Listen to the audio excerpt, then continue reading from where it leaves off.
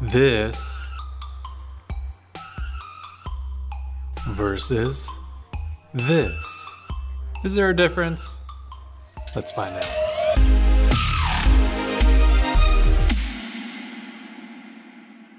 Hello and welcome, my friends. My name is Elon Osborne and I like to talk about movies, audio, and music. And today we're talking GOT, Game of Thrones, people. And since the prequel to Game of Thrones, House of the Dragon, has come out, the buzz around Game of Thrones is kind of reinvigorated. I thought it might be fitting to compare the Game of Thrones just streaming on HBO Max versus spending the coin to get this ridiculous box set. Because I bet now that House of the Dragon has come and gone, people are itching to get back into Game of Thrones, because I actually started watching this and I totally forgot that some of the really important things that happened honestly happened within the first few episodes. I was like, holy cow, that happened already? It had been so long, you know, it came out over 10 years ago. Actually, it was pretty good that I went back and started it all over again, because I didn't remember all the little details. No way. So much happens, so many people are killed, people come and go. There's no way to keep track of it. So yeah, it was pretty cool to start that all over again. But one huge difference between when it first aired those many moons ago till now is that now you can get all 8 seasons on HBO Max in 4K UHD, Dolby Vision, and Dolby Atmos sound. So if you were to go back and watch it on HBO Max now, already it has been improved with picture quality and sound quality. But I had seen quite a few comments saying that anybody who had watched Game of Thrones on HBO back in the day have neither truly heard nor seen the entire series until you watch it on 4K UHD Blu-ray disc. So I totally understand the hesitation of wanting to get this gigantic box set with 8 seasons worth and bonus material as well for well over $100, when you could just queue it up on HBO Max and be totally satisfied. But let's get into what you may be missing if you aren't watching it on a disc. Well, actually, let's start with some of the positive things that you can get just watching it on HBO Max, right? Obviously, I was very curious to know if there was in fact a picture quality difference between the 4K UHD Blu-ray disc versus streaming it on HBO Max. So in order to do these experiments, I do have with me an iPhone 14, which happens to have that ridiculous raw 48 megapixel picture quality that's possible. I wanted to use an insanely huge amount of megapixels here to just see if I could zoom in and see if there's any difference in the two. And I gotta tell you, HBO Max does a pretty darn good job streaming their 4K picture quality, at least when it comes to exterior shots in the daylight or very well lit scenes. There is almost no discernible difference. There are quite a few close-ups and skin tones and beards, hair, textures, armor. It all looks incredible, even on HBO Max. But because it is Game of Thrones, you are dealing with a time period that is very dark. And I'm not just talking about the mood of the show or the tone, I am talking about actual darkness. There are so many battles that take place at night. There are so many scenes that take place at night. So while the picture quality looks pretty much the same between the disc and streaming when it comes to daylight shots, when it comes to nighttime, that's where the disc shines. I know when I first start watching an episode on HBO Max of Game of Thrones that it does pop up in that little corner that it is Dolby Vision, so I do know that Dolby Vision HDR is happening, but nighttime scenes just kind of have this very faint wash over it. This very fine layer of gray.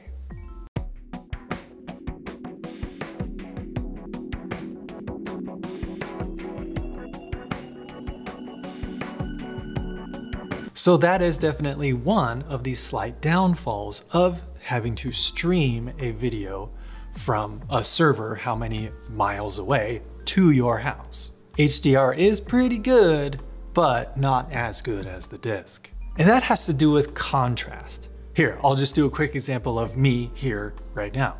If I lower the contrast, you can see that shadows start to disappear. And there's this fine layer of gray that is suddenly seeming to appear. When I bump up the contrast, you can see that shadows become darker, highlights become a little bit more pronounced. There you go. So with the disc streaming all that much more data to your television, the HDR quality is much better because darkers can get darker and brights can get brighter. And another thing I noticed about the picture quality that I can't exactly show you because it has to do more with how your brain translates the visuals that are in front of you. Because I can't capture it on my phone. No matter how many pixels this can take, a photo is still taking a 2D picture. Because when I compare the HBO Max versus the disc, with a lot of the shots taking pictures with this, they're almost identical, but it just seems like the disc, I don't know the science behind this, but it seems like the disc just gives the picture more depth. Even though we're still dealing with a 2D image, my brain is able to notice just a sense of depth that is just slightly greater than if I'm just watching it on HBO Max. Maybe that is what more bandwidth and more data on the screen is actually doing to my brain. So lens focal distances on the cameras that they were using just seemed to be more pronounced on the disc. Again, there's no real way to show you in this video what I'm talking about. You just kind of have to take my word for it, but I only noticed it through my eyeballs because, like I said, when I took pictures of it, it looked identical. I think we all know that infamous battle in season 8, episode 3, I think it is, the long night, where it begins with the Dothraki having their scythes and weapons magically on fire, and then they all go forward into the darkness and just get wiped out. I remember Twitter was just abuzz after that episode because when it first aired, nobody could see anything. It was so dark and everyone was up in arms. But I can tell you, when I rewatched it on HBO Max, that particular battle, it actually looked pretty good. I could still see some things, some details. So I think because now that it is in a 4K HDR presentation, that has since been addressed and been improved, even the streaming version. But that shot of just peering into the darkness, those darks were a lot deeper. Again, there was that kind of light gray film on the HBO Max version that made it not as dark and deep and intense as the disc version.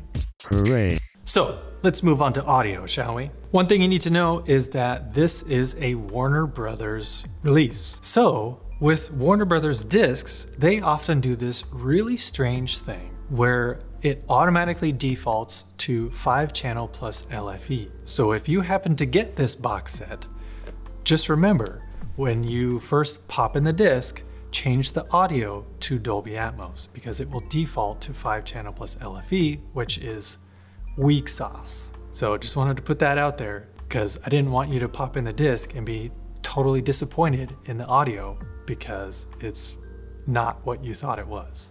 Thank you for joining me on Warner Brothers Discs Are Stupid. So just to preface, in order to really get a sense of differences in the audio, I mainly watched battle scenes. Duh.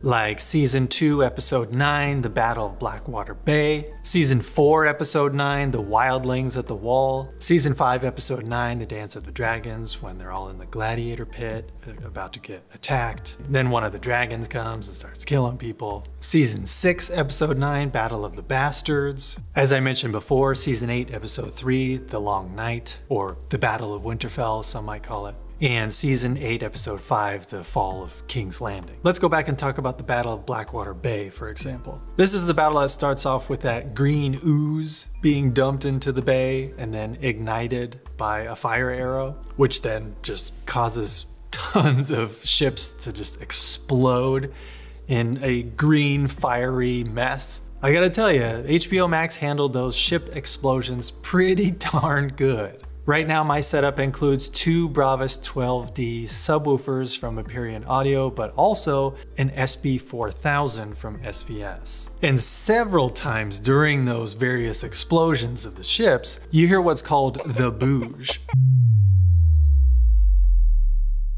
The booge is what you hear in a lot of trailers these days. You know what I'm talking about. So there are several booges happening when all those ships are exploding into green fireballs. But then once the ships got ashore and then they started battling, man to man, this was actually the first time I noticed this was streaming. The sense of immersion wasn't as pronounced as it was on the disc. What I mean by that is it seemed like the surrounds kind of took a back seat, literally, to the front soundstage. So it seemed like when I was watching it on HBO Max, when swords are clanging and fists are going and armor is being hit, people are being stabbed, when the camera is close up on those types of action shots, you're completely surrounded by soldiers. In the HBO Max version, it was very present in the front soundstage, your front, left, center, and right. And yes, I could hear soldiers around me to the sides and behind me as well. But when I played that same scene on the disc, it just seemed to me like the volume of the front soundstage matched the volume on the sides and the back as well, giving me a better sense of immersion, like I was literally being surrounded by soldiers fighting each other. So I'm not sure if that is also a symptom of audio compression or just how the algorithm handles audio, but it seemed to me like the HBO Max version gave precedence to the front soundstage, whereas the disc version seemed to be active in the entire soundstage equally. Thuds and punches and clangs and arrows whooshing by just seemed to be as loud as they were to the sides and the back of me as they were to the front of me as well. But also, when it comes to the disc version, when all those ships explode into green balls of flame, those booges and just the sheer impact and the depths that the bass frequencies got down to were much better. HBO Max still did a good job, still shook my walls, but there was just this deep sense of low frequency that the disc hit that I did not hear in the HBO Max version. I didn't change any settings in my system at all. It just went from HBO Max to the disc, and yet it just seemed to rumble my couch more and seemed to come through my chest more. It was really cool. One thing I forgot to mention at the beginning of talking about the audio is that I had to also turn up my system more just to get it to the same level as the disc version. I mean, numbers are numbers. We're not exactly talking about absolutes here when I tell you that I like to keep my system at 42. That's usually where I like it when I'm listening to a disc, but that doesn't mean anything to you or me. But what I do know is that in order to get that same volume and that same sense of immersion with HBO Max, I had to turn it up to 48, sometimes even 50. So that right there tells me that I have more headroom with a disc, more dynamics with a disc. It's going to get louder in the louder parts, etc. So just something to keep in mind. And honestly, as far as the rest of the battles that I watched, it was kind of the same issue. The front soundstage was very prominent on HBO Max, with the side surrounds and back surrounds not as immersive. But then I pop in the disc version and it's just surrounding me at full volume. But as far as Atmos immersion, or at least height channel immersion, it's pretty much the same on both. I mean, like I have been saying this entire time, the HBO Max version seemed to be a little bit quieter up top, but I don't think this show was intended to have just Atmos all the time and be a spectacular Atmos mix. It does add a sense of height and a sense of immersion, which is great, but I wasn't exactly like blown away by the Atmos effects in this entire show. Am I glad that it is mixed in Dolby Atmos? Of course. Am I glad that I do have height channels up there? Yeah, but I wouldn't call it like an incredibly dynamic Atmos mix. with things moving all around the soundstage. Although I could be completely wrong on that. I don't have, like, say, a Trinoff that can show me where the audio objects are moving within the soundstage. One of these days, though. So yeah, back to the battles. Yeah, it was kind of the same thing. Very prominent up front, less so in the surrounds when it comes to HBO Max. LFE bass extension overall just dug deeper and broader and hit me in the chest just a little bit better on the disc. After re-watching all those battles during this whole experiment, I will have to say that I think Battle of the Bastards has some of my favorite audio moments of the entire series. There is this one particular shot where Jon Snow is just in the thick of it, in the middle of the battlefield. People are swinging swords at him. He's fighting with them, defeating them, throwing them to the side. The audio engineers in this particular battle went above and beyond. Because when you have a shot like that is so close, I mean, it almost looks like a video game, like a third-person action video game where you are playing Jon Snow. But then it gets to that one point where they're all surrounded by the enemies with their shields and then really long spears, and they just keep coming in closer and closer and closer and just killing people. That is totally immersive as well. When everybody starts to panic and starts to climb up the piles and piles of dead bodies, and Jon Snow starts to get trampled underneath all those people trying to get away. That is totally immersive because you can hear all the muffled sounds of all the people climbing over Jon Snow from all around you too. It's awesome. That in particular played with the Atmos height channels really well. It honestly felt like you were covered in bodies. Because by the end of season 6, I mean, this is when Game of Thrones was at its peak. It was insanely popular. So HBO definitely had the time and the money to put in, and it showed, because that battle is awesome. When I first saw the Battle of the Bastards, I didn't have a dedicated home theater like I do now in that shed. So I had never experienced it like that before. And I gotta tell you, I think it's going to be one of my go-to scenes to test out my home theater from now on, along with my other go-tos like Godzilla vs. Kong and whatever, etc. But when I'm testing out just a sense of immersion and channel separation and just surround sound in general, I'm probably gonna pop in the Battle of the Bastards from now on. Recap. So just to summarize, here are some of the reasons that you might want to get the box set on 4K Blu-ray.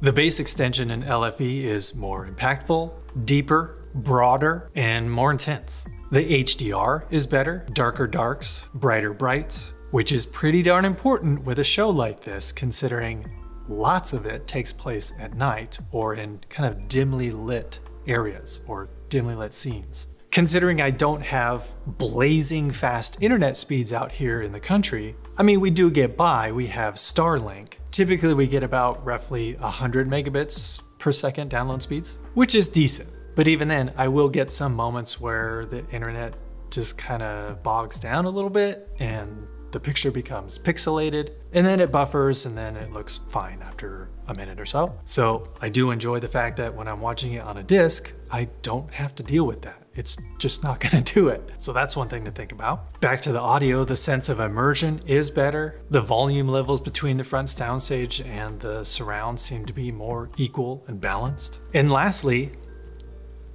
these are mine. I own these. I can touch them.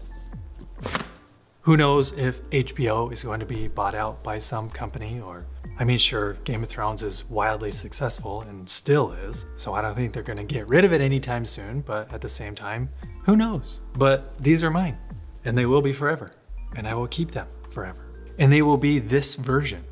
Who knows if in the future, somebody decides that a lot of the content in Game of Thrones is offensive or whatever, because that is starting to become prevalent nowadays, especially on Disney Plus. They will omit certain scenes or change certain things because times have progressed things aren't what they used to be, or maybe somebody comes along like George Lucas and wants to change things. I am envious of anybody who owns a Laserdisc or a VHS version of the original Star Wars that are not the special edition. You know, you own those. Those will always be yours, and you can watch those versions whenever you want. You don't own anything that is streaming. You pay a monthly subscription for it, but you don't own it. And I know to some of you out there, that's probably the most important reason to get the discs. So I do know that this box set goes on sale at various times of the year, holiday shopping season especially. I've seen it dip below $100, which is an incredible deal. So I would suggest to be on the lookout for that if you're now wanting to get the box set. But I totally understand if the HBO Max version is perfect for you, and that's all you need. Kudos to you. I get it, but now that I have experimented with this firsthand, I can honestly agree with those people who said you have not heard nor seen Game of Thrones until you've seen it on 4K Blu-ray. And there you have it. Thank you for joining me on this wonderful comparison of Game of Thrones on HBO Max versus 4K Blu-ray disc. So now it's your turn. How many of you out there are gonna get this glorious box set for yourselves? Is it absolutely worth it?